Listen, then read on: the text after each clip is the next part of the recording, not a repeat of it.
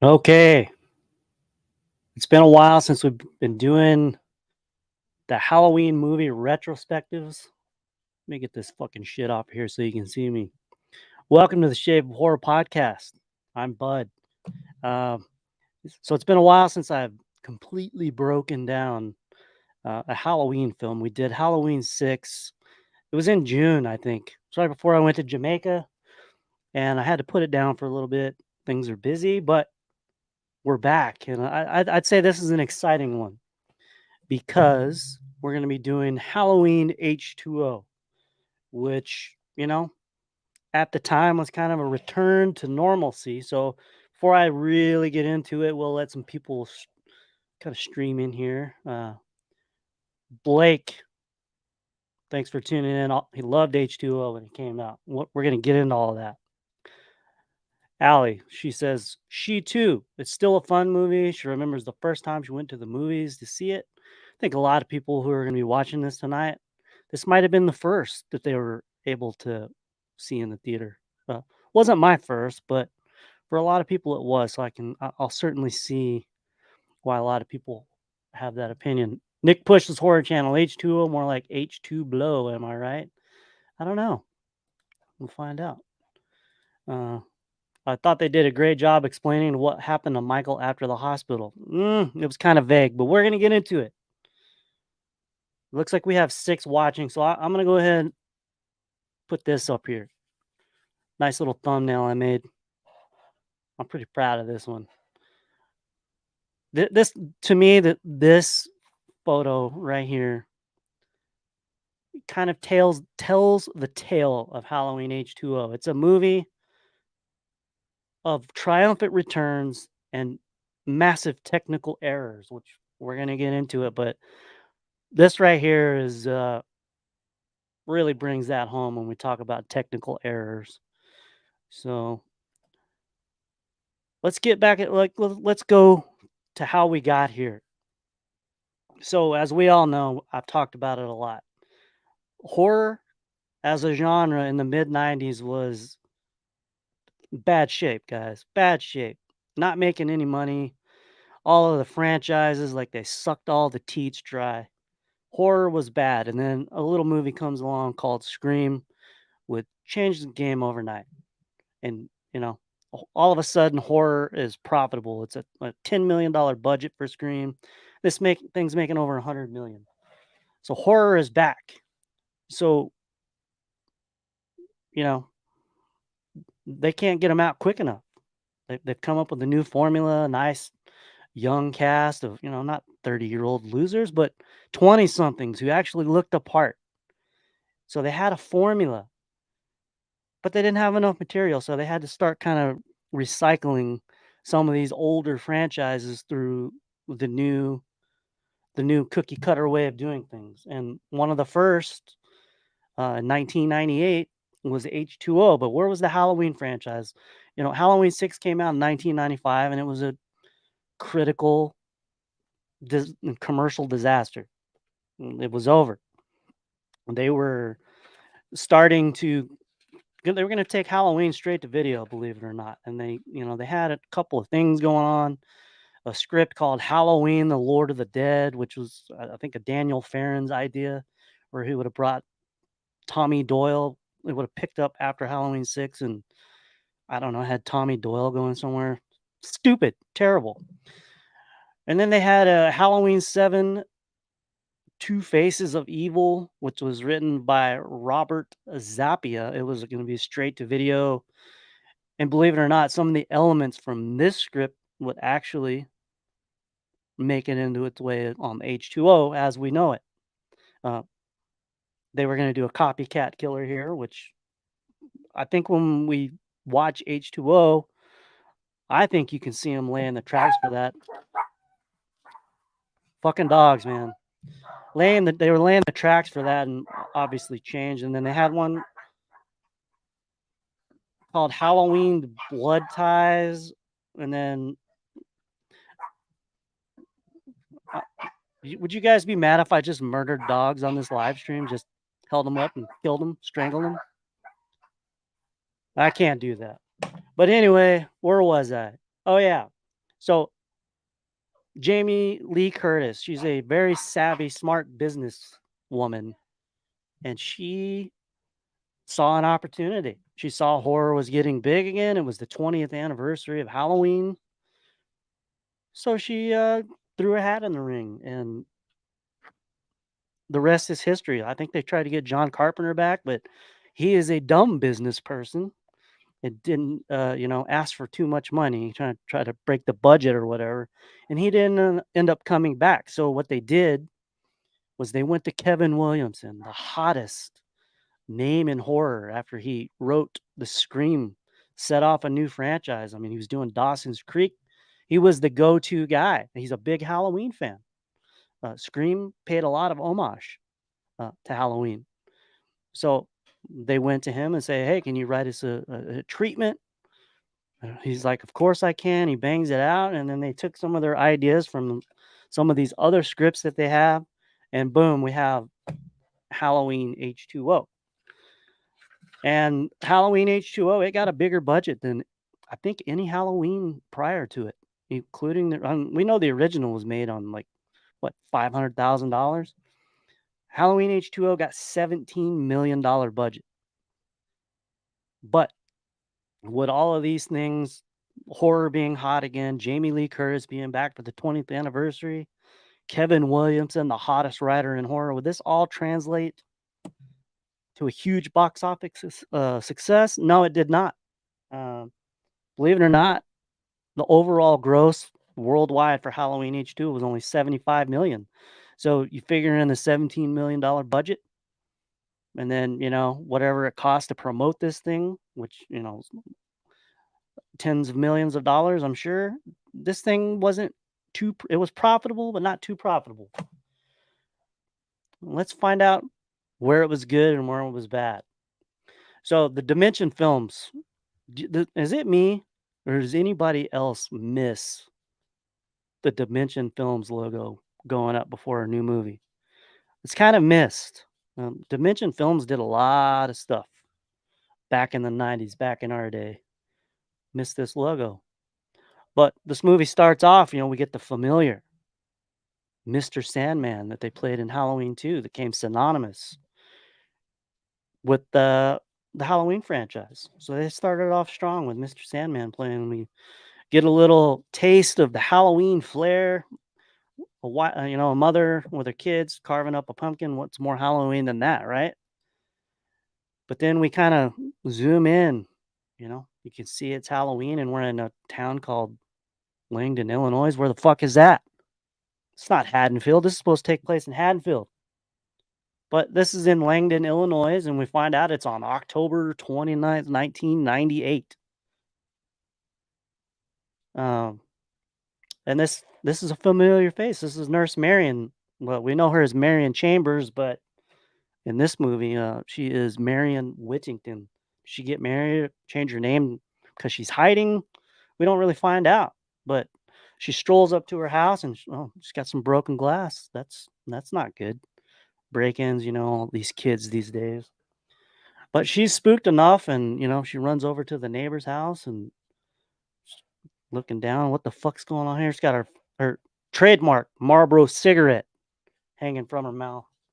She likes to smoke, but she tears ass over to the next. She runs pretty good. She's probably what, in her 40s or 50s at this point. She can still scoot. She scoots over there quick and boom, runs into Jimmy here.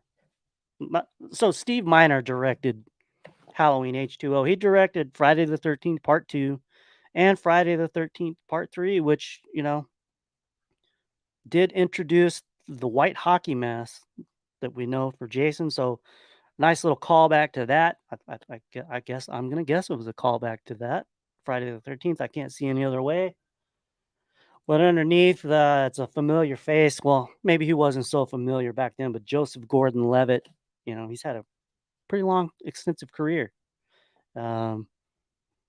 So yeah, Joseph Gordon-Levitt, he's a little punk ass kid and his friend that lived next door. And Marion's like, I think someone's broken into my house. Can you go over there and check it out? And there she is smoking, and Like, don't you know the smoking kills? And she says, yeah, but they're all dead. Nice little line. Let's get to the chat. I see it's hopping. Let's see here. Let's got to go back to the beginning here. Hey, Josh, the horror guy's in here. What's up, Josh? Let's see here. Lindsay, the dog barking again, getting on my my dogs are little assholes. The Chihuahua. Never buy a Chihuahua or get a Chihuahua. Yeah, John Carpenter asked like $20 million. Like, what the fuck was he doing back then? Like, I understand the guy. The guy for some reason hates Halloween. I don't understand it. Made him a household name. Let him made tons and tons of mediocre movies. Why wouldn't he come back? Like, it was time. Must have found a hot date. They're talking about omelets. I'm not going to talk about fucking omelets. Was she banging Loomis? No, she was not banging Loomis. She was his caretaker, as explained a little later. Blake, did this town setting look great, didn't it? It does. So let me talk about it. 4K Blu-ray. Before I saw it on 4K Blu-ray on my $1,000 Panasonic amazing Blu-ray player that optimizes this shit for my TV. It takes the dating. See, the stuff that we watched for Halloween on the VHS, for H20, the DVD and the Blu-ray, they were so bad quality. And then Shout Factory goes and they make this 4K scan of this movie, and it takes all of the date off. I couldn't believe it. So yeah, the town, the setting, now it looks great. It does indeed look great. And then Josh the horror guy at the beginning had a great Halloween atmosphere. Yeah, it did. The movie had a Halloween atmosphere. I know some of my YouTube compadres have stated otherwise, and they're wrong. They go watch this shit in 4K, they'll know what we're talking about. So back to the movie. So Marion, she needs these little shits to go check her house out. There's dumbass Jimmy, loves hockey. So, they're going to do the admirable thing. They're going to go take a look what's going on in her house. I like the pumpkin on Marion's door here. Very apropos. But I apologize for some of these stills. I wasn't able to go and, turn down the exposure limit. Sorry. But yeah, Jimmy goes in there, notices a few things, the office is a miss. And then he decides he's going to steal some beers and then gets freaked out and pretty much destroys her kitchen. Goes outside and tells her, "Hey, they did a number on your office and then a little bit to your kitchen." So they take off with their beers. You can hear the beers clanging down the street. Here's a good explanation of the Halloween atmosphere that's going on. In Langdon, Illinois, Halloween is hopping. Unfortunately, in this film, we do not get to know what happened in Haddonfield, which to me was one of the big mistakes that this movie made.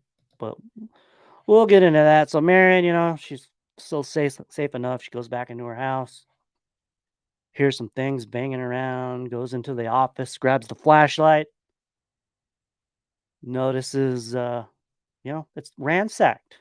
Someone's been in there looking for something.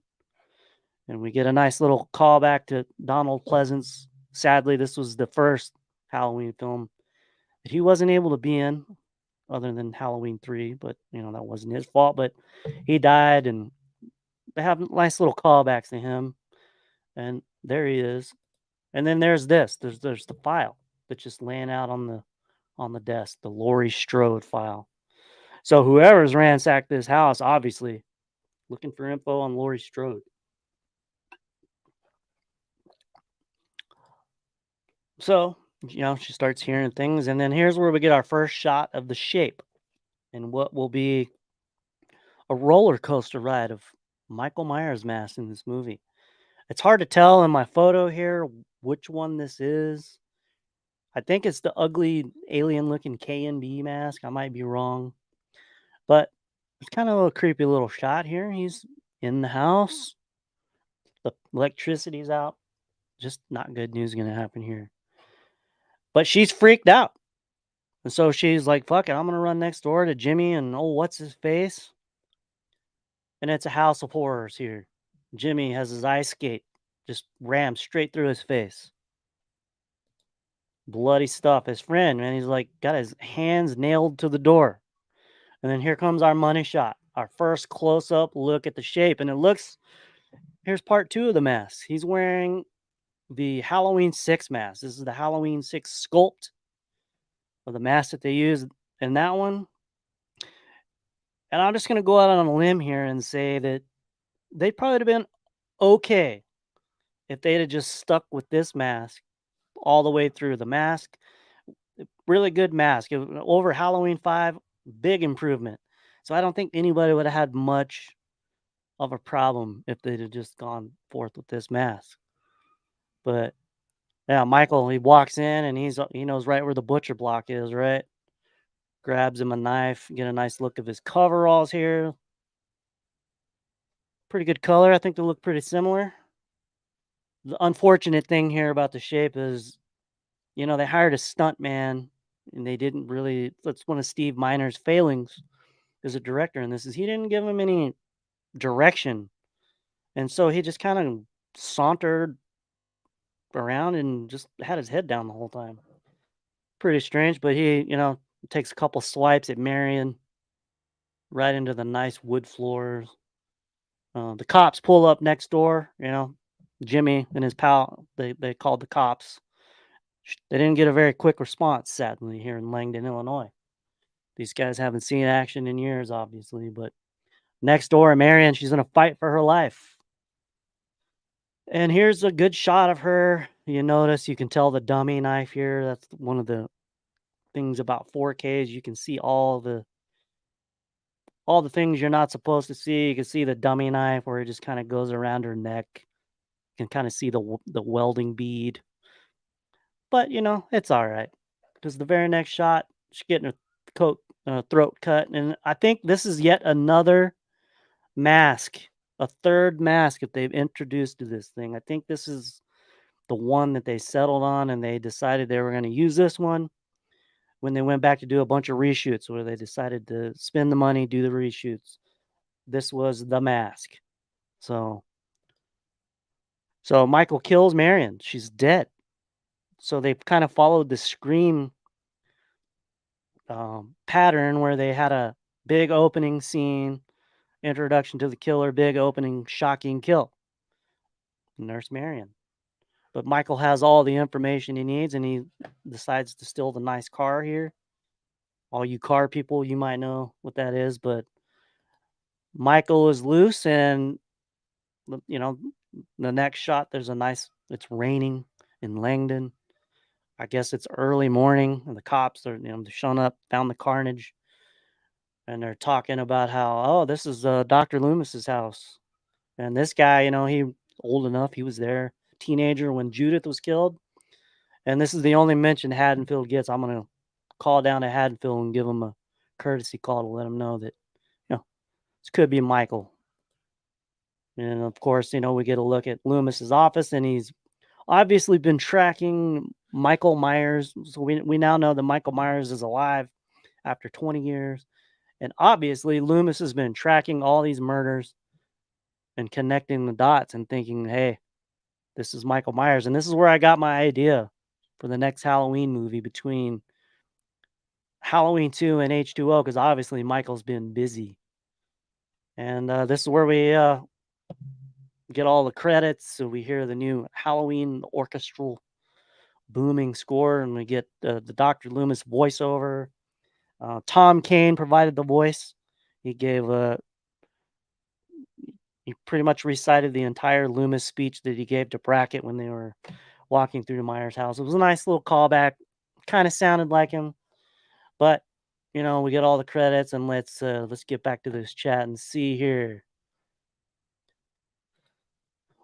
It was what was Michael looking for? How would he know to look for anything? That's why I think we need to make this movie between Halloween 2 and H20 so we can find out how Michael got onto the scent. He was looking for the Loomis nudes, Josh the horror guy. He probably was. making Myers' old jokes in 98. So how old was he in 98? He was born in what, 50, 19, he was 6 years old in 1963. So he's born in 1957. So he would have been what, 31 years old? Not too old. I'm older than that. Here's the question, Bud. Should Loomis have died in the fire in this version?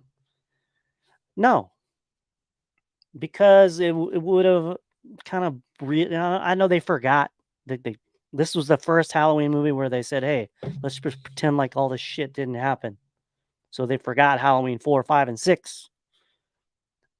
I think this would have been a kind of a fuck you to Donald Loomis, like or Donald Pleasance. I'm sorry. After all of his service and he passed away, we're just gonna pretend like his character died at the end of Halloween 2 in the fire.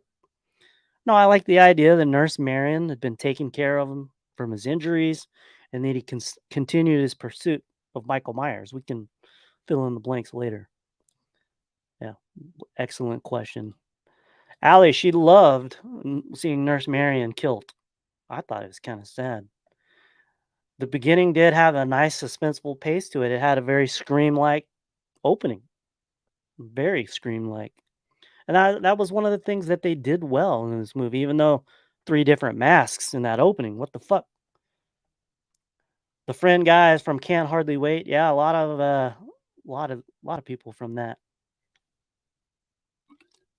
Big business for these people in the 90s, man. They were all over the place. Let's see here. I would have been so much better. I would. What do you mean you would have been so much better as Nurse Marion? Maybe. I'm not even gonna dignify that. Let's see here. Could have changed it up. Let Michael wear jeans and a tank top. I mean, he has a particular style. I mean, kind of changed it up a little bit in the Rob Zombies, but not for the good. None of the knives in my house are that sharp. Michael would be pissed. Well, maybe while he was breaking shit, he like passed some time by sharpening the knives. Maybe that's what he does. These 2 detectives look like they had some interesting stories. Yeah, they were just kind of, they had what's his name? Charles Dutton was at one point like announced, and he filmed scenes for this movie, and they changed it up. He would have been a detective, but I don't know why they just went with that. Let's see here. The comics had a storyline based off of Loomis from H20. Yeah, that's what I'm saying. Scott, welcome to the chat. Says I remember seeing this at the $2 theater back in '98. Yeah, so when I saw this, like I was just out of the Navy, like a couple months. And I remember getting fucked up, getting high, and going to see Halloween H20. And I kind of remember being a little bit disappointed, but Myers was 41, not 31. Well, fuck my math. I'm sorry.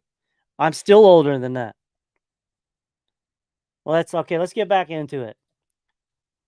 There's some more shit from the credits here. This is probably the best rendition of the Michael Myers mask in the whole movie. I'm just going to go out on a limb and say that. I might make an exception for the little brief scene where they showed Halloween 1 where he's attacking Laurie in the closet. But of all the new ones, I think this is probably the best one. And we, come out of the credits and we're in this, empty school. Looks like an empty school. The windows are open, the drapes are blowing. And we come into this classroom and has some bullshit written on the chalkboard. And then we scroll in here and we see headmistress Carrie Tate and a photo with a young gentleman with a really terrible haircut. And then here's that scene I was talking about where they did the little quick flashback to the original. Yeah, Scotty, I'm gonna pause you there. Loves a good 80-minute movie. That's a good thing about this. I think this is the shortest Halloween movie in the franchise. It clocked like when they cut to the credits at the end. It legit 80 minutes, quick and to the point. I like it. But we cut back to the chalkboard and it says Laurie Strode. And Laurie's waking up from a nightmare, just drenched in sweat, screaming at the top of her lungs. I don't think I've ever had a dream where I wake up, screaming at the top of my lungs. But little dramatic. But her son John, that's the kid with the bad haircut. He comes in and give her some medicine. And this is an important shot here. He's kind of looking at himself in the mirror. You can tell he's struggling. They're gonna pay this off later when I'll get to it when I get to the second part of my slides here. But we move on, and we're here at the Hillcrest Academy, established in 1922, October 31st on Halloween, and we're in Summer Glen, California. So Lori, as as we learned in the newspaper clippings on Loomis's wall, she faked her death. Well, we thought she died, but she's here, and she is the headmistress. And we kind of meet catch up with Lori here. She's getting ready to go to work. Her son looks like he's getting ready for school, and they have some nice little banter. You know, she says, "Hey, you got some mail." It was a 17th birthday card from her dad, who we know is a chain smoking methadone addict, like some people in my personal life. It's a terrible thing. But he sent the card 2 months too late, so we know John was born just like Bud in August. So, and they're talking, about how she's always weirded out on Halloween and that, she needs to let this shit go. It's been 20 years. He's been ruining her life. Now, there's a nice shot of John with his bad haircut and his 17th birthday card. I'm going to be getting a birthday card here in about a week or so, about 10 days. And then we cut over, meet all of the new young cast. We have just go from, we had a little shot of Molly. I didn't get a good one of her, but from left to right, we have Charlie, who played by Adam Hanbird, who is like, I think at one point he was going to be the copycat killer that was behind all this. And when you watch this movie, it kind of makes sense. I think they changed this well into filming. This was going to be the plan, and they went back and changed it. Because they were, no dork like this can get some trim like this. Like Jodie Lynn O'Keefe, Sarah Wainthrope. No fucking way. Unreal. Unless she was in on it too. And then John Strode, of course, here. And then, I didn't get a good picture of Molly, but I'll get her. She's played by Michelle Williams. She's John's girlfriend. Her dad not paying her tuition. I think it's another plot thing that they threw in there. Maybe they were going to put red herrings or something in there. I really think they were doing a Scream type thing where they were going to have a twist where it was a copycat killer. It was definitely going to happen. But Lori, she's looking out on the school grounds, and this is a cool shot. She still sees Michael Myers. She has visions. And this is probably a cool shot of the mask, the final mask, you want to call it. But he walks into the frame behind her, and she closes her eyes, make it go away, and it's all in her mind. And here's Molly and John here. Nice young couple in love. Michelle Williams, her and Jamie Lee Curtis, they both are Oscar winners. That's right. This movie has 2 Oscar winning actresses in it. Pretty amazing. So we catch up here somewhere on the highway in California, I suspect. This mother and her young daughter pull up to this rest stop in their old ass jalopy vehicle. Well, they got to go use the bathroom, but I don't know if Michael set this up where he locked the girls' bathroom so they would have to go into the boys aren't there, so they go into the boys' restroom. The lights don't work, so she props the door open. No toilet paper. To me, that's the biggest horror. The scariest part of Halloween H2O is no toilet paper in a rest stop bathroom. Terrible. But yeah, the door closes.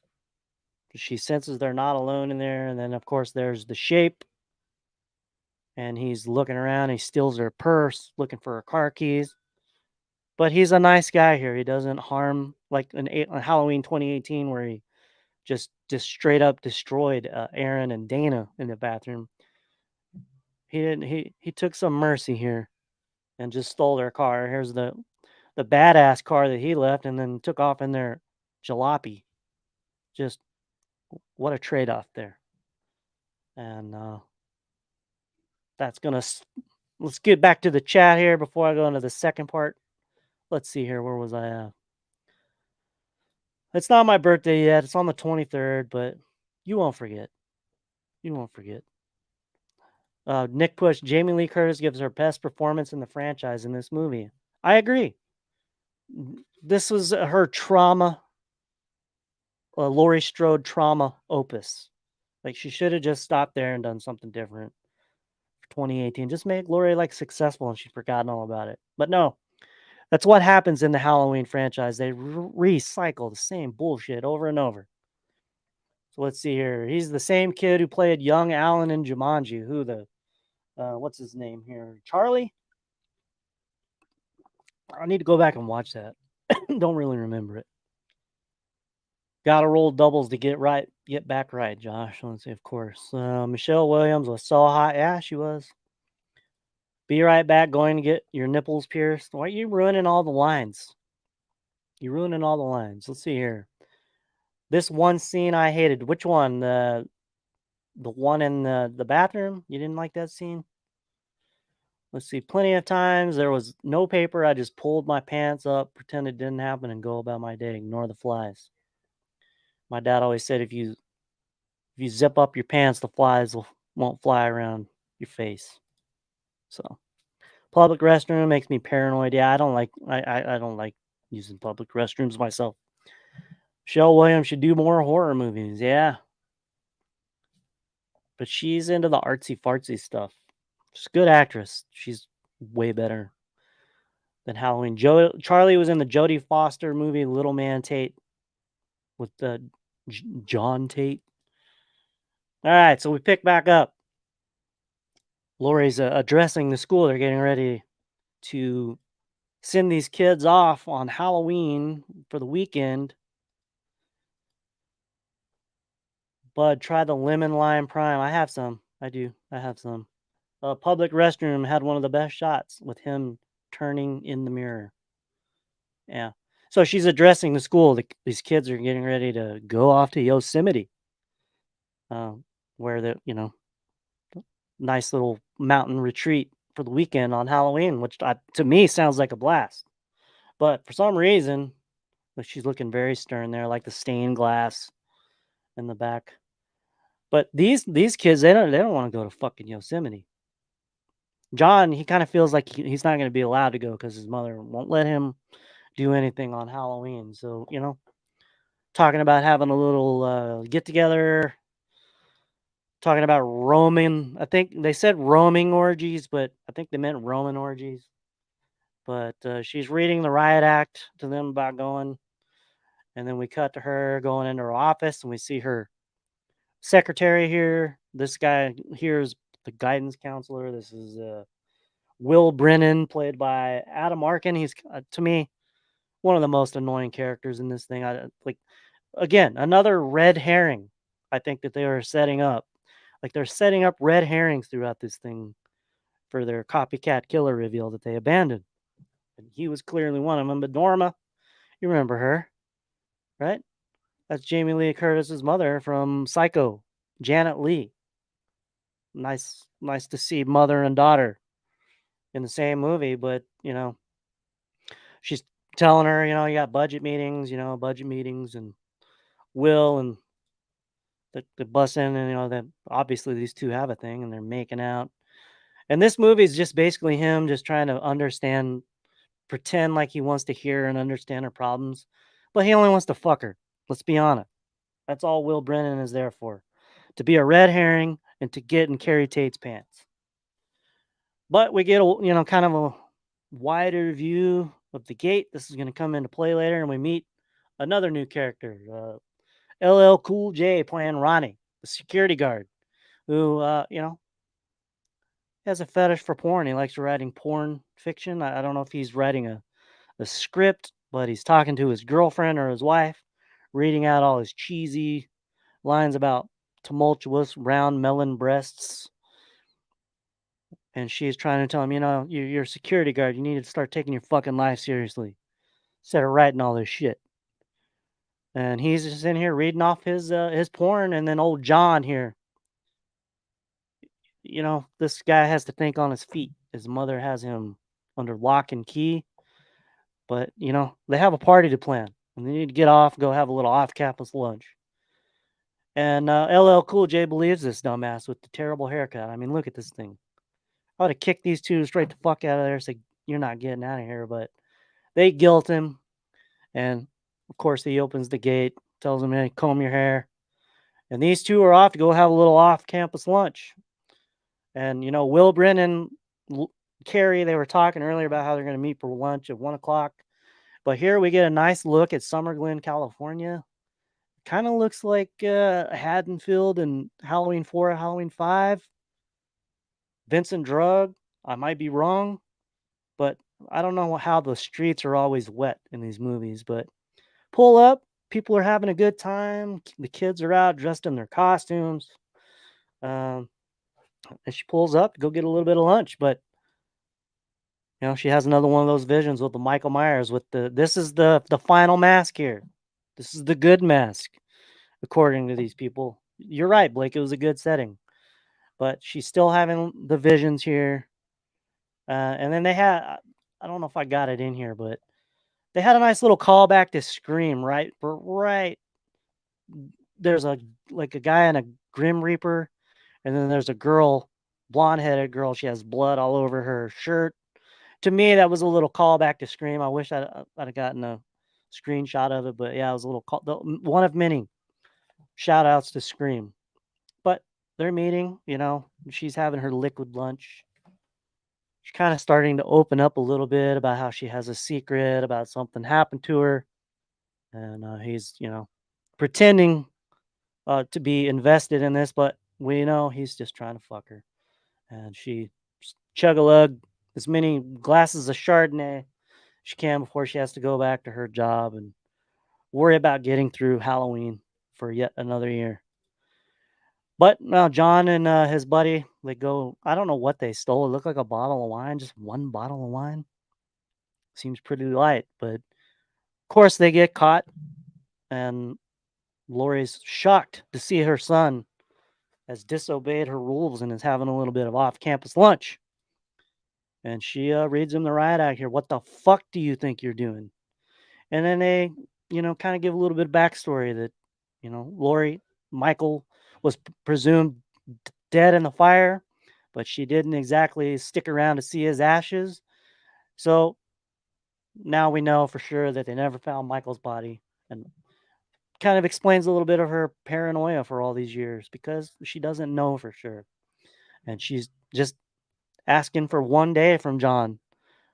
You give me this one day, and he's like, I'm not responsible for you. Very dramatic, kind of cringy scene here. But in the end, she forgives him, and she gets in the car, and of course, Mr. Sandman's playing, and they head off. Let's get to the chat here. All right, yeah, Nick. Let's see. I wonder if Lori had a flask for. Of course she did. She had bottles of vodka hidden all over the place. She did. Janet Leigh, yes, the Janet Leigh. Love Psycho.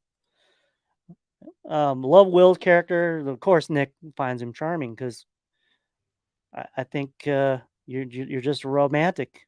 I guess you're telling us basically that Will could get in your pants, Nick. That's what you're saying. And Josh, the horror guy, agrees with Nick about Adam Arkin being just. Adam Arkin had a hammer between his legs and his nipples pierced, apparently. Oh, shit. Anyway, this thing fucking zoomed in on me, but there we go. Adam Arkin, yeah, no, fuck, I'm not going to say that again. Josh, the horror guy, agrees with Nick. I don't know if he agrees with Blake. Allie used to think he was so hot. He's a big director now. I think he directed, what was that, Poker Face? I think he directed all of that show. Let's see here. Could be the hottest thing in the movie besides the paramedic at the end.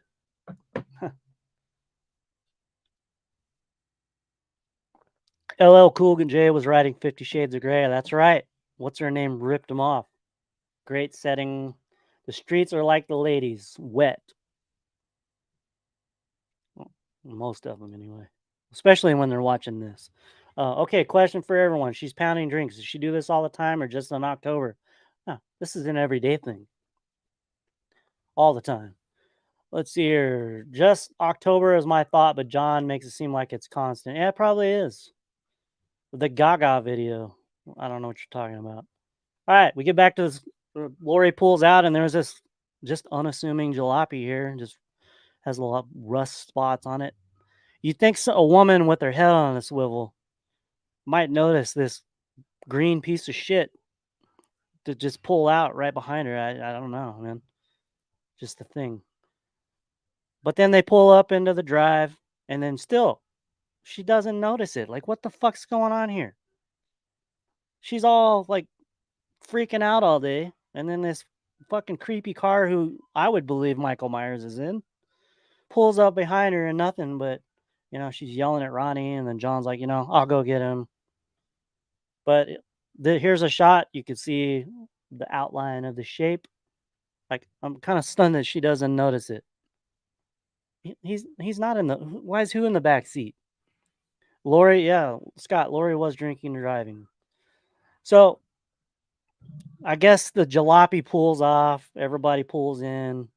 Lori reads Ronnie the riot act. Quit fucking around.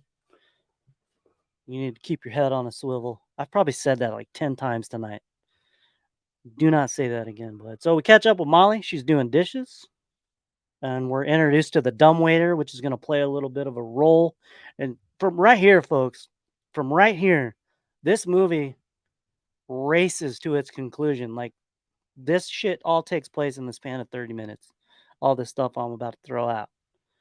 But she opens up the dumbwaiter, and there's a nice little, some flowers and note. Follow the map and get a surprise. Oh, so cute. So she follows the map. Gosh, you guys were right. She's pretty fucking hot. Let's go out to the chat. Who's hotter, Molly or Sarah? Who's hotter? To me, I think they kind of punched down with these two losers they were with. But yeah, so Matt falls are in a nice little, they're for their party later. Happy Halloween. He can finally celebrate Halloween wherever this is. Looks like in a basement or something somewhere. But he's there, and they have a nice little moment. And about, he tells her that, Halloween's been ruined in my life because we have a serial killer in the family. He uses sterling example because so many teenagers use that phrase. I don't think I've said sterling example very many times in my life, but these are smart kids. They go to a posh private school. But he tells her, the serial killer and everything's wrong about Halloween, but you are what's right. Very sweet moment. These two love each other. It's kind of sad that they weren't able to follow up with these two, perhaps in a sequel. But we go back, and Lori, not only is she the headmistress, she teaches a class apparently about English literature. She's teaching about Frankenstein, kind of mimicking the scene from the original where she was a student, when Molly's the student, and then John is in there making stupid faces. Probably needs to do a little scat at this point. Oh, maybe some of you guys will get that reference. I know Blake will. But yeah, he's kind of horsing around, and Molly's kind of distracted, not listening. But then she notices another callback to the original Halloween, and this is the worst fucking mask. This is the shit mask. They couldn't even change it, but the shape is down there watching, kind of just like he does. A little throwback there.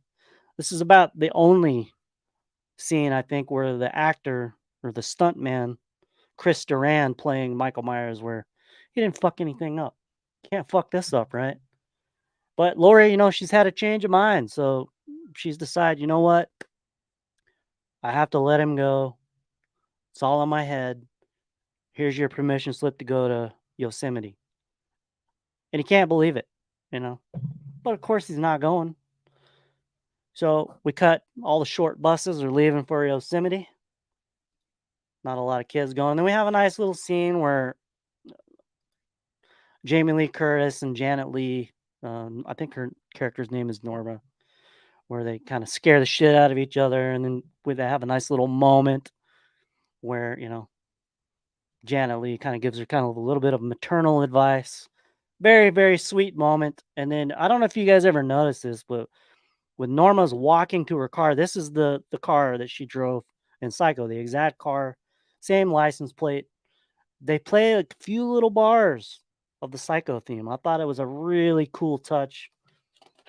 They did a really good job with all the callbacks. So to me, that was a sterling example of a good callback. So we've moved on into the night areas, the night times, the night areas, the nighttime. It's dark out. The jalopy pulls back up. It's just sitting there running.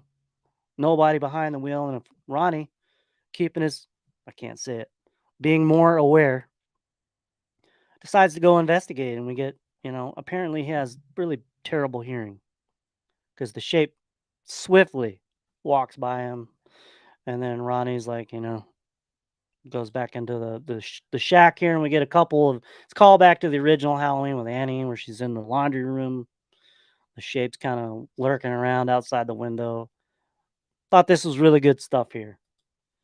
And then we catch up with Lori. She's locking up for the night, turning out all the lights, walking, and then she starts having one of her visions, and we see this is the shit mask, just kind of slumbering down the walkway there. But of course, it's Will Brennan pops up, and he's another red herring moment for him. And he asks her, "Hey, you wanna?" She's like, "What the fuck are you still doing here?" He's like, "I gotta hang around for the 3 or 4 bad apples that don't go to Yosemite. Somebody has to look out for him." But he's asked her, "You wanna be my company for the night?" And she's like, "Yeah, that'd be cool." So he's gonna go check on his remaining students. And here we get another callback to Scream 2. What was her name? Casey from Scream 2. Really cool scene. Sarah Michelle Gellar kind of repaying the favor that Scream did for Halloween by showing Halloween and Scream. So Halloween shows Scream. Nice little moment there, but Sarah's just there smoking a Marlboro 100. They're getting ready to go to whatever the party that they're going to have, and Will Brennan pops in, but he's the cool guidance counselor, pretending like he doesn't smell the smoke, talking about how he's going to go get his nipple pierced. He's just too cool for school. Yet, more red herring behavior in the event he is revealed as the copycat killer, which didn't happen. But so we catch up. John, Molly, Charlie, Sarah, they're all sneaking into, I guess it's the mess hall, where they're going to go have their little party, going to have cook school food for their dinner. And then we catch up with Lori again, and she's, having a stiff one, having some vodka. And remember that shot earlier where I showed you, which would pay off? It was the shot of John looking at himself in the mirror. We kind of pay that off here with Lori having kind of the same moment where she's looking at herself in the mirror, trying to reassure herself. I had a shot of vodka. I've done the right thing by letting him go. It's all going to be okay. Nice little moment here. Considering where John was when he was looking in the mirror earlier, it was like, my mom's crazy. I'm a fucking prisoner in this. Kind of a nice little moment here. But we catch up to our younglings here. They got all the candles going. Creed is playing in the background. Can't think of a more romantic thing. Charlie, apparently he's in charge of getting all the food. Sarah's getting hungry. She can't have any sex games. So Charlie and Sarah take off to go check on the food, and then we cut over to Lori and Will here, where they're like kissing each other and grossly just swapping a candy corn back and forth into each other's mouth. Kind of gross. But here's where she finally comes clean that she's Laurie Strode. Michael Myers is her brother. And his only response is, "That's sucky." Very romantic guy, but he's not deterred. He's like, she's saying all this stuff. He's like, oh great, let's fuck now. So very understanding guy. Um, so she like tells him the story, and she's like, hey, you need a drink. He's like, so she goes to get the drink. I like this shot. Nice little jack o' lantern here. She goes to get the stiff drink, and he's asking her more questions, and he's like, how old were you when this happened? And she says 17, and she looks up and she sees John's birthday card here. And then boom, the wave of paranoia. She let him go. Do you think they made it to Yosemite? So she's frantic. I don't know who the fuck she's calling. Cell phones were kind of a new thing in 1998. Maybe they had a cabin, like Yogi Bear National Park or something they were going to. I don't know. But the phone lines are dead. She can't get out. Again, another shit. Something's going wrong here. She pulls out her gun, opens the door, and then there's Ronnie telling her, hey, there's a strange car down at the gate. And fuck, this shit is on. Before I get into the finale here, we're going to roll right through it, but let's get back to the chat here. Let's see here. Let's back to my question. Who's hotter? I get a Molly here. Adam Arkin is hotter, the hottest, according to Nick Push. That guy's got a problem. The brunette is hotter. Check out her 10 Things I Hate About You. She's not in that, is she? She's in She's All That. You got your fucking movies backwards, Blake. You don't know shit about the 90s. They just cover her up. Was she in that really? Or am I wrong? Nah. She was in Nash Bridges. Blake, I embrace this movie with arms wide open. Yeah. I'm starting to come around on it. Welcome to Ass Eating 101. Are you talking about swapping candy corns? That's akin to eating ass? I don't know what that's like. I'll just take your word for it. She wants the house alone to bang Brendan. I don't, Allie, I don't sense that she really wants to bang this guy. He's just kind of a thing that she can like get lost in her the distraction. Really bad on him. Ronnie, the worst security guard ever, another character with no sense of their surroundings. Except a little bit later when I will explain to you that Ronnie cost someone their life. We'll get into that a little bit later. Outcasts. They are the outcasts. Adam Arkin was playing the same character he played on Chicago Hope. The cool guy, the cool doctor. Way too many candles. Yeah, that's a lot of candles. One is enough. This movie needs CPR. Ronnie, welcome to the chat. You talking about this stream or the movie? Needs CPR. Creed playing really, really loud. Yeah, they love all. Creed was a big deal. She was in all that. Thank you, Ronnie. And I like that. No, you're right. I was wrong. I love that. So back to it. Ronnie said, she tells Ronnie, you need to go fucking look around. But we catch back up here with dumbass Charlie and hot Sarah. She's hungry, and he's gonna take the dumbwaiter up to. I don't know what this setup is here for this mess hall, but apparently the kitchen's upstairs and they do the dishes downstairs. I don't know, but he's taking a ride. He's got to go up and find the wine court so they can drink, and then they can worry about the food. I had it all backwards. But this is a big ass garbage disposal here. I don't think I've ever seen one this big. Very, very large. Large kind of reminds me in the Navy. We just dumped our wet trash off the back of the ship. But this place, they have so much food, they have to have this big garbage disposal.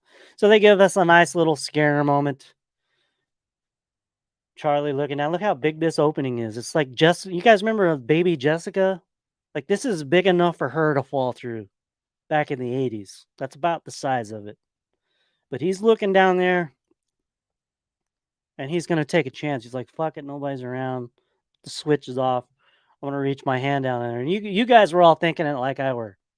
Michael's going to be right there and he's going to pop that switch on and it's going to grind his arm off. But no, we get this instead. This is the fifth mask here. This is I don't know why they couldn't just go back and reshoot this with one of with the mask, but the 4K really just makes this thing look the abomination that it is. It's CGI, terrible, terrible, terrible. You look. I know Jake Blaster. You can see Michael's eyes all the way through this, but I think the reason is, like I told you, they were all in on this copycat killer thing. That's why they always showed the eyes. They wanted us to not, to kind of be aware, but so we weren't totally disappointed that it wasn't Michael. But they changed their minds. And this is a cool shot. We get to see Charlie's glint and Michael's eye. Very pretty eyes that Michael has. But sadly, we don't get to see Charlie's death on screen. But we catch back up with Sarah. She's getting impatient. No sex game till I've eaten, guys. That's the key to a woman's heart. Full stomach. But, she hears the dumb waiter coming down. She's like, finally, this shit's over. She opens it up and boom, there's Charlie. He got his neck just split open. So Charlie's eliminated as a potential copycat killer. Pretty brutal death, but Michael comes up behind her and she's thankfully Sarah, she's a little bit smart. So she, jumps in the dumbwaiter. I guess she's riding it. I'm going to guess she's riding it up because the next scene we're going to see Michael where he looks up. This is a cool shot. I think that I might be wrong. That might be the Halloween 6 mask. You guys think? But we've kind of had this shot, a recycled idea from Halloween 5. You remember when Jamie was crawling up the laundry chute? This is kind of a recycled idea where he's looking up the dumbwaiter. But Michael's smart. He's going to start chopping. He's going to start chopping the rope and send the dumbwaiter crashing down, and it does. And I think this is right when it crashes down. I might be wrong. But look at his hair. He looks like fucking Rizzo from Grease. Just another fail by the costume department here. There are worse things I could do. Joseph the horror guy, welcome to the stream. Thanks for tuning in. But John and Molly, they're down kind of listening to Creed, and this loud bang of the dumbwaiter crashing down at the ground level, it overpowered the sweet, loud, booming sounds of Creed. And they're like, what the fuck's going on? So they go to investigate. They go up where the dumbwaiter is, up in there, and that little mess. And we cut back over here. Sarah, she's coming out. Look at her leg got fucked up. Got her nice Doc Martens on. Just a tragic. And then Michael comes up, and you can see his eyes clear as day. And then they did this shot where he stabs her once, and then they roll it back. Just a trickery of editing where it looks like he stabbed her over and over. But Sarah, she's done. And he had just enough time to hang her up here in the pantry here, string her up with some lights. It didn't seem this not enough time to really do this, but John and Molly wander in here and find her. They're freaked out. And then Michael pops in and Molly's like, who's that? And off they go. There they are. Look at him. He's freaked the fuck out. He's like, is this Michael? Is this my uncle? And they haul ass. And Michael catches up with him. Apparently he could run again. 41 years old. He can sprint. He got down there pretty quick. Stabs John in the leg. Molly hits him over the head with a brick. The chase ensues, and then there's a shit K&B mask, the ugly mask. So it's very distracting, weaving in and out of these shots when he has a different mask on. I don't know, like to future Halloween directors, you focus on two things. You don't just get a stunt man. You need to get a stunt man that can bring some life to the role, like James Jude Courtney and Nick Castle. Like they didn't learn anything. You get that, and then you get the mask right. I think you'll be fine. But Michael, he's kind of running, and they're locked inside this little alcove where John drops the keys just right outside of the gate, or it was a Molly. and Michael's in there trying to slash, and finally figures out, hey, the fucking keys are down there. So he's scrambling to get the door unlocked. Laurie shows up at the other side of the door, and then we finally get the face to face, 20 years in the making. You can see the eyes here. The mask looks okay. Thank God they kind of made this look good, but this is the first time they've laid eyes. This is what it's all built up to. Michael's been looking for 20 years. Laurie's been dreading this day for 20 years, and it all culminates right here in this moment, face to face. And then Laurie's, the Laurie we remember from Halloween, survival mode kicks in, tells the kids to hide in the closet, do as I say. Love that little callback. And then her and Will, you know, she has to feel emboldened having this guy next to her, right? With his big ass. His head is huge, let's just say. But they're walking down and they see the shadow, and Brennan's like, fuck this, I'll take the gun. And he's a terrible shot. And then shoots Ronnie, and then have this kind of sad scene where Laurie's crying because Ronnie's dead. And Will, terrible shot. But thank God in the next shot, Will, they do a kind of a rewind to Halloween 2 with Nurse Jill, where Michael stabs her in the back and holds her up. But the only difference here is Will is shaking. I don't want to say that joke. He's just shaking. He's like Eddie Money in the music video, shaking.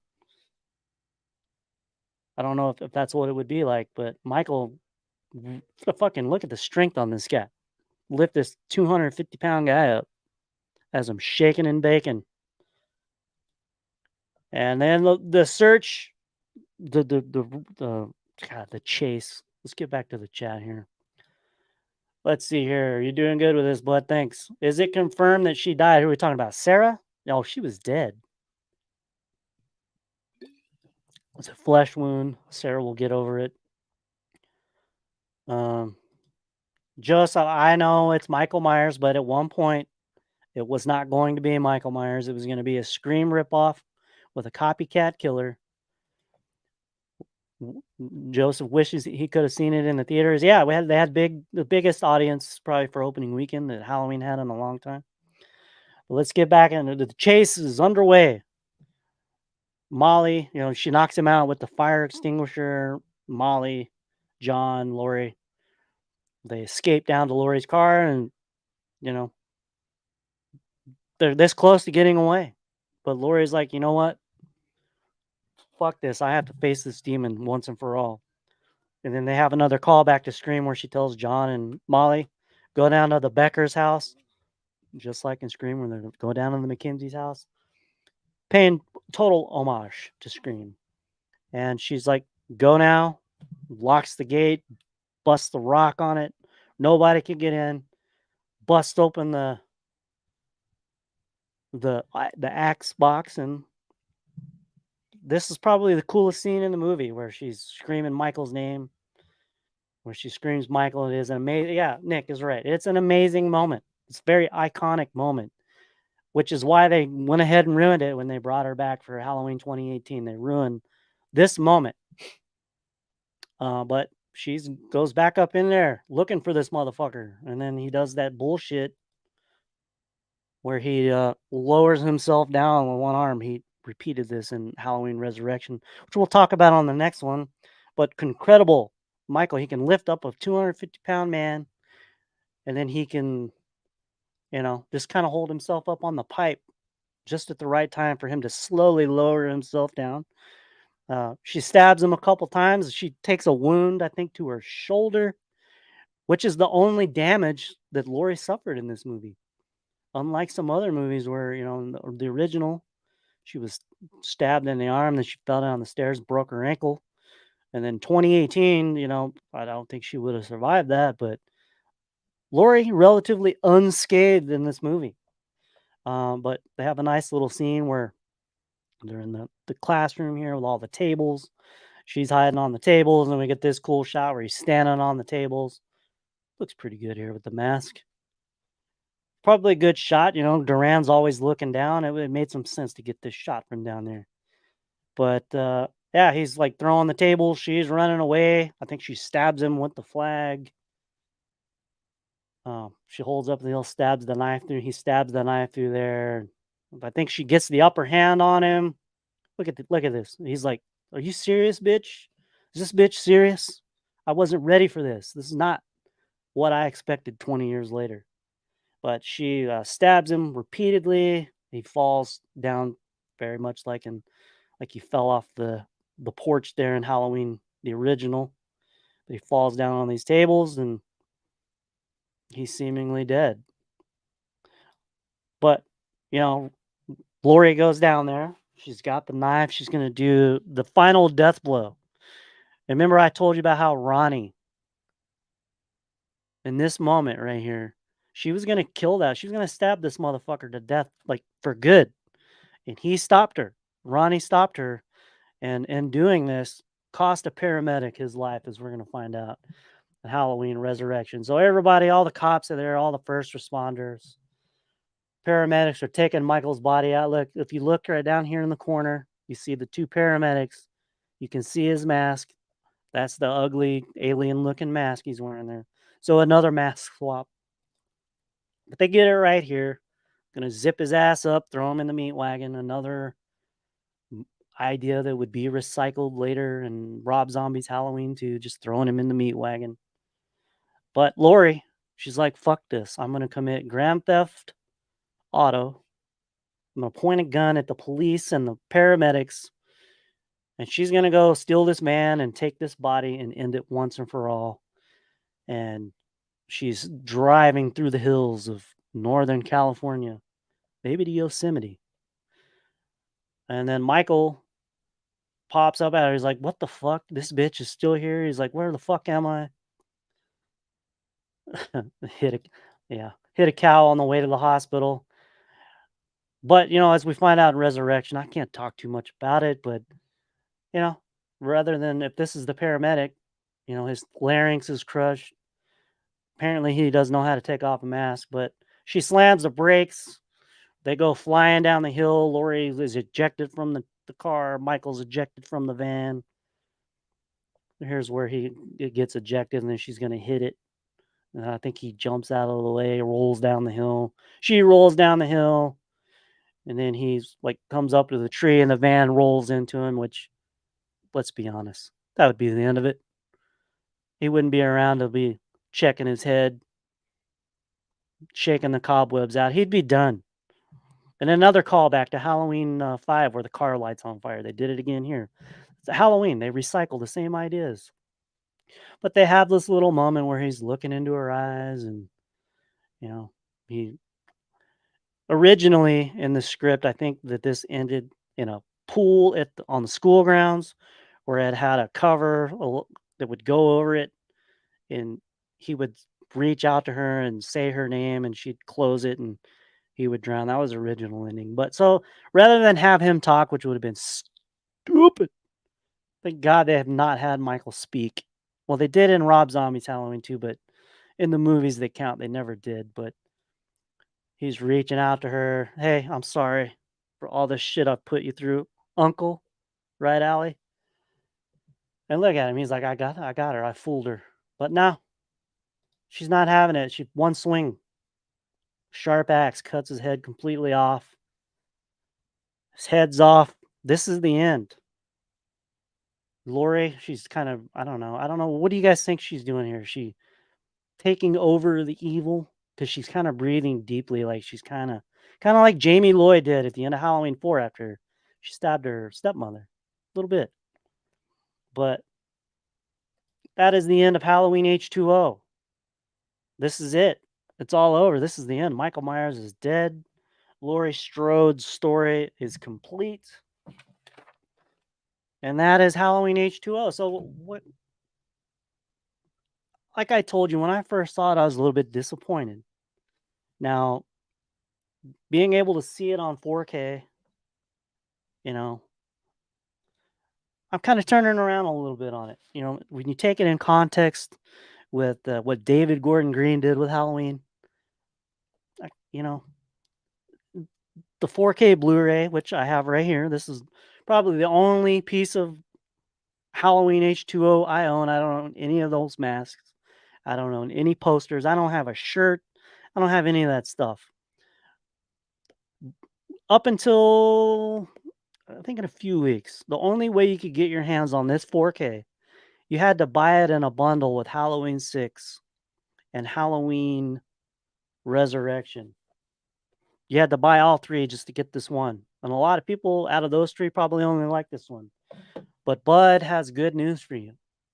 Like I said, it's the 25th anniversary. So here in a couple of weeks, Paramount Pictures is releasing a standalone 25th anniversary Halloween H2O Steelbook 4K Blu-ray. I gotta say, I'm not a big fan of the artwork here. They have the old shitty KNB mask. I don't like why. I don't know. But it sounds like it's going to be pretty much the same transfer that you get on the Shout Factory one. I don't think there are going to be any new special features. It's a bare bones. But if you don't like Halloween Resurrection and you don't like Halloween 6, you no longer have to buy those movies in a bundle to get Halloween H2O. You can get it on your own. I think it comes out in a couple of weeks, so look for that. So let's get back to the chat. Tell me, you guys have you have any Halloween H2O memorabilia? Let's see here. Okay, Ronnie, she's climaxing. Lori at the very end where she's breathing heavy. That's a good. She's climaxing. I like it. A plus, Blake. You mean Halloween or you mean this god awful stream? Much better than strapping him to the hood of the car. Yeah, the ending of this was perfect. It was a perfect conclusion to Michael and Lori's story. And, you know, unfortunately and unfortunately, Jamie Lee Curtis, she's a good at business and she knows when to come back. And if she's 80 years old, don't be fucking surprised if the money's right. Thanks, Joseph. Scott loved. You loved Resurrection or you loved Halloween H2O? Josh the horror guy. Halloween H2O isn't bad, but I've definitely done a 360 with it. Yeah.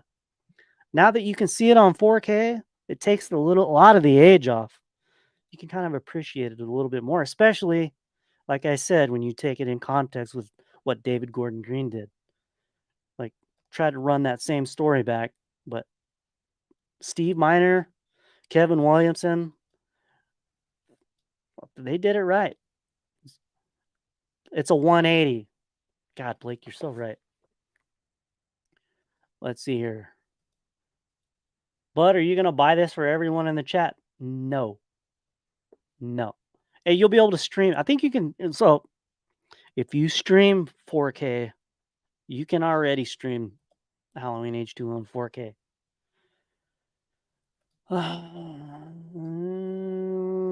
Let's see here. Based my whole life around H2O. How? I'm dying to know. Josh the horror guy H2O is good. The stream and H2O A plus. I appreciate it, Blake.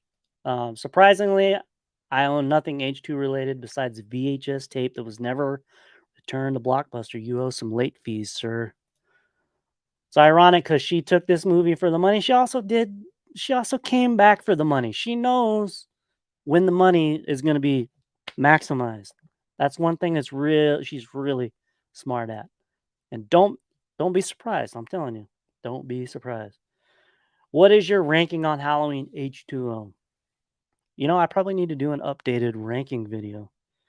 It's going to be in the middle of the pack. I'm going to be honest with you. It's not at the bottom. But yeah, I feel a lot better about it these days than I did back then. She came back in 2018 because Me Too, in my opinion. No, she can't. No.